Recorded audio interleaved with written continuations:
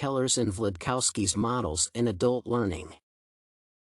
Scientific progress, technological advancements, socio-political transformations of the world community, growing competitiveness in all businesses and industries, and increasing cross-cultural interactions all together contribute to expanding requirements for professionals' level of expertise.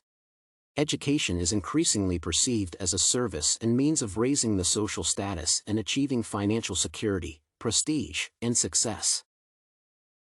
Given the pivotal role that education plays in human life while teaching adults, educators should utilize a variety of methods in order to increase adult learners' motivation and enhance their knowledge acquisition. Keller's ARCS model and Wlodkowski's approach to motivation are the two strategies that ensure adults' compelling learning. While teaching adult learners, educators should take into consideration their psychological, age, social, and cultural peculiarities.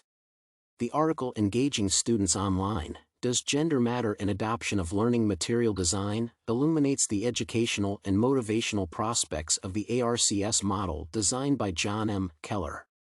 The abbreviation ARCS stands for the motivational concepts of attention, A, relevance, R, confidence, C, and satisfaction, S. Every concept encompasses a wide spectrum of motivational strategies that allow gaining and sustaining adult learners' attention to the material taught. Dahalan emphasizes the applicability of Keller's model under current conditions of rapid technological development and the dominance of the Internet as an educational medium. Keller's ARCS model is instrumental in distance learning, including e-learning, hybrid learning, online learning, technology-assisted learning, blended learning, mobile learning, as well as traditional classroom instruction.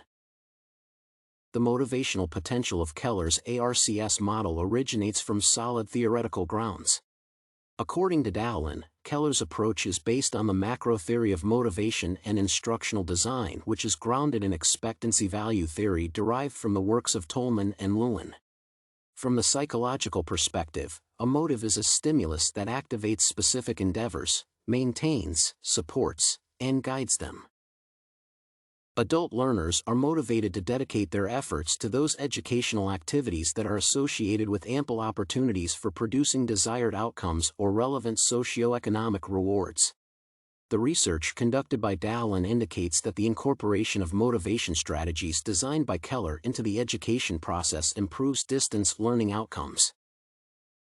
Another approach to motivating adult learners is discussed in the publication Applying Andragogy Theory in Photoshop Training Programs. Wlodkowski's concept of 5 pillars of motivation, intertwined experience, empathy, enthusiasm, clarity, and cultural responsiveness, is identified as a constituent of andragogy. As the theory focuses on adult learning and teaching, andragogy seeks beneficial solutions to the organization of educational processes that can ensure the harmonious development of personality.